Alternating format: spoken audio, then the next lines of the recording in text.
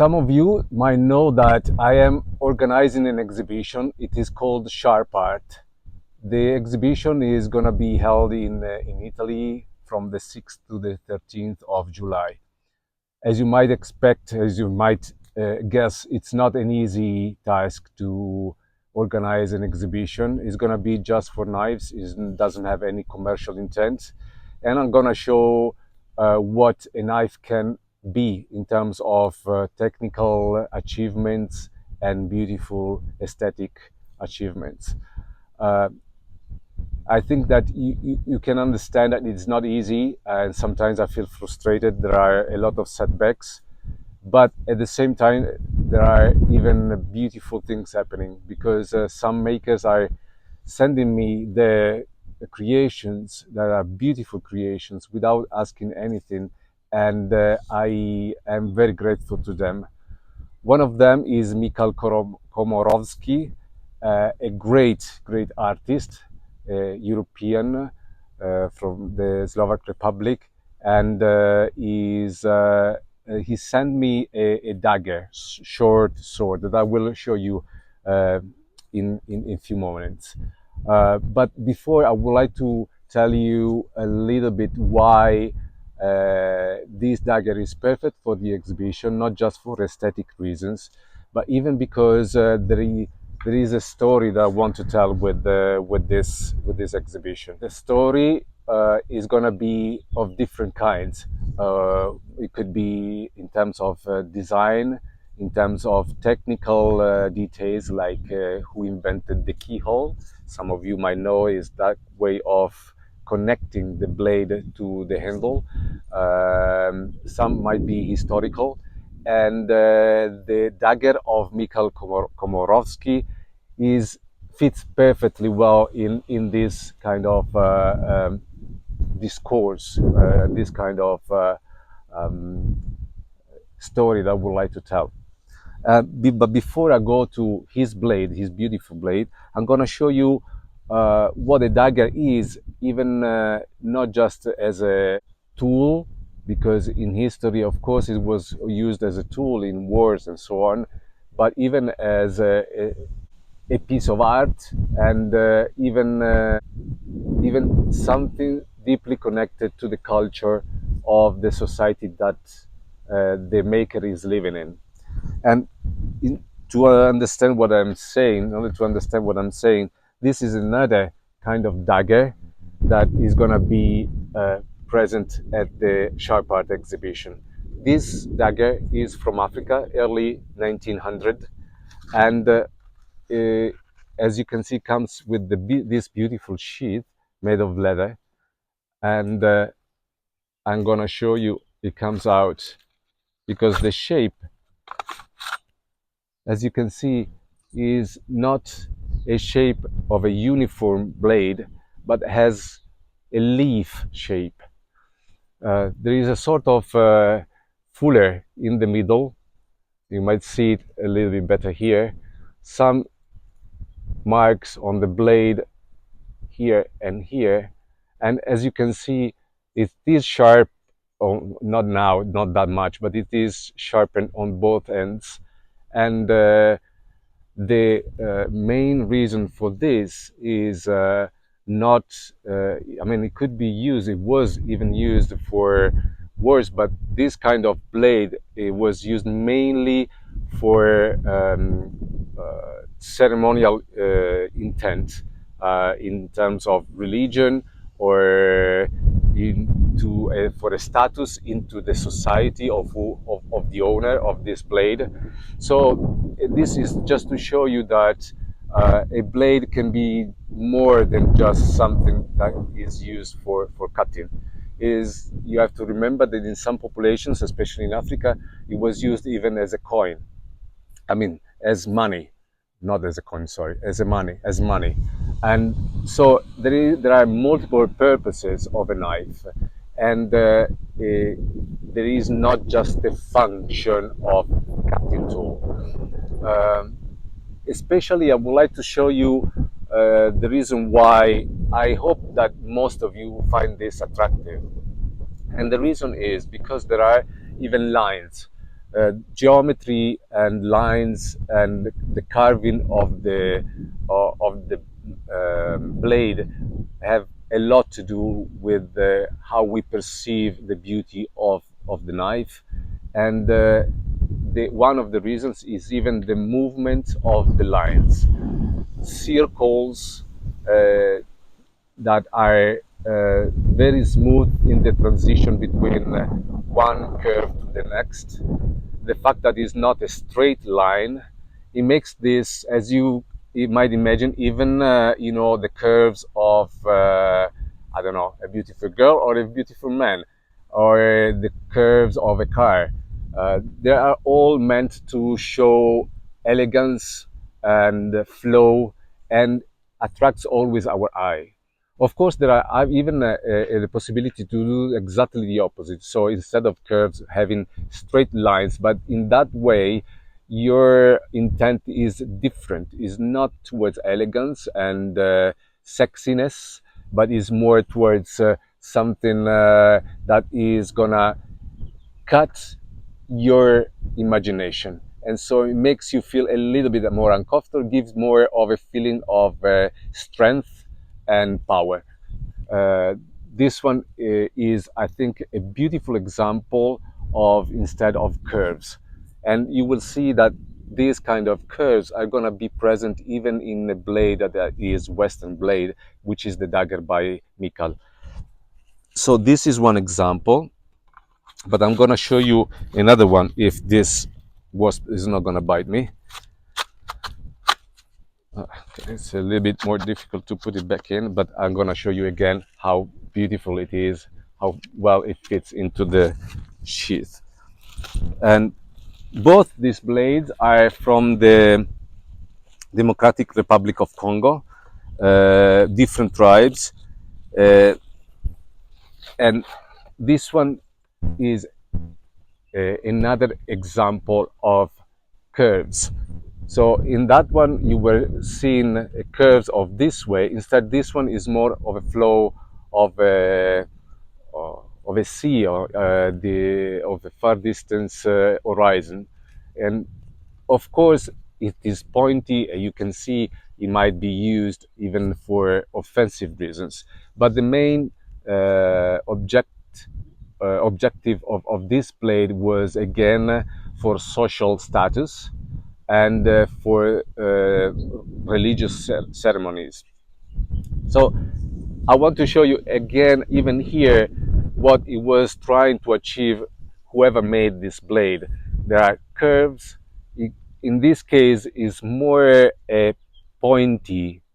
So the direction of your eyes go towards the tip of the blade, and you feel almost like you is pointing towards in horizon where you can see something else. Okay, so I think that that's even the connection between uh, uh, material stuff and something more exoteric or religious. Even the blade is not left blank, but even here there are marks, engravings into the blade, and this of course has aesthetic. But even when we see patterns, geometric patterns repeated over and over, we kind of almost fell into the universe, fell into the infinity, and this is not something that is casual. It is something that many artists try to achieve through lines, colors, repetitions. And this is one of the way it was done here with the lines into the blade. And then now I'm gonna show you instead finally the blade of Michal. It is a beautiful, beautiful blade. I'm so honored to have it in the exhibition. Here it is. Okay, the sheath is already a marvelous piece of art. The sheath, the fact that you have these geometric patterns. Look, how do you see a common resemblance here between this one and, I'm gonna show you again, and this. Look.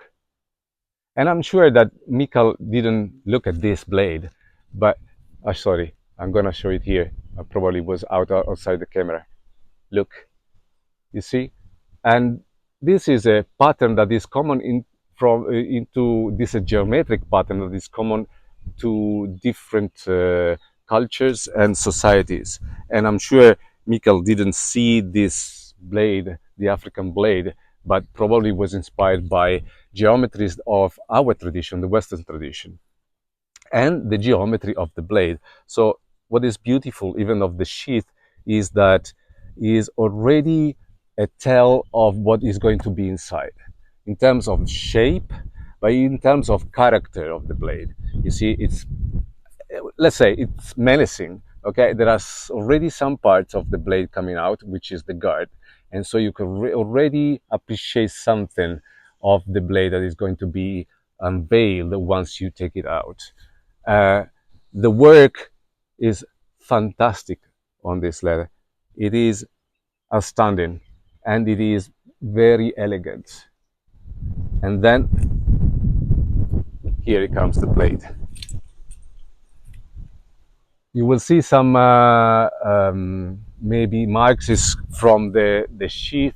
I need to wash it a little bit better. But look at this beautiful dagger or sword, short sword. It's up to you the way you want to describe it. Um, have a look first. I'm gonna let you enjoy this beautiful, beautiful blade. This one actually it's even for sale by the artist. I don't have anything to do with the commercial side of this, so you can connect directly with him and purchase directly from him. Okay, I don't know exactly the price. You have to ask him. The just some technical things. This is a Sleipner steel with the DLC coating, both on the blade, the guard, and the pommel, and Wongo wood for the handle. And look how beautiful is the work in the handle. You see even here, what you see, there are no straight lines. There are no straight lines. It's always a curve. The pommel is a spherical shape. The handle has all these pattern of lines, and you see even this one has a geometry that repeats itself. It points towards something infinite. Okay, beautiful, beautiful work here, and then the elegance that opens up of the guard with these little hooks that everything can be even justified for function, but do we really need this blade for function? I hope, of course, you don't think that this is going to be something useful. Okay, it is something beautiful to watch. Okay, and this guard, of course, back in the days was probably very useful in terms of blocking the strikes of your opponent. But these things are not for any function, but it's for aesthetic reasons. Look, even here, it gets a little bit thicker and then loses the thickness and becomes thin, and with not just the point but with this double sort of moon shape of this cut. And this is something that gives even more elegance to the piece, because your eye doesn't stop here and it gets like stuck in between this beautiful shape and it gets attracted to it, and it makes this even another piece of a beautiful blade to watch. And then let's go into the blade itself. The blade itself, I hope you can see, is not a straight line. It is a curve, like in the African blades. So he worked the blade not straight. It would have been easier to work it straight, okay? But it would have been much worse in terms of aesthetics, or much worse, at least worse in terms of aesthetics. and look the the eye how goes into this blade. As soon as you look at the blade, you feel the flow of the steel, as if it's the steel is something flowing and not something so hard and stable. Okay, and you can see even then the fuller that is in the center. Look, probably you can see it even here, and this gives a further movement of the eye. We all know that the fuller was is used for sure is not doesn't have any function in terms of cutting someone and then the blood flowing through it. Okay, but it has more a function if we want to find a function to reduce the weight of the blade, and that's fine. But most of the fullers, especially nowadays, are meant just for beauty. So look the angles here and how the fuller is going all the way to the tip and makes this even more even it looks almost longer than what it is. And the final touch is the grinding or that starts here with this part that is almost an introduction to the fuller. It's like that uh, innuendo is like that preliminary part that you play with your beloved one. Okay, this is the preliminary part. Okay, the previous than the action. Okay, and this is introducing you and the eye to the fuller, and it makes all the blade incredibly beautiful. And of course, I don't have to, tell you this, but of course, it's crazy the craftsmanship.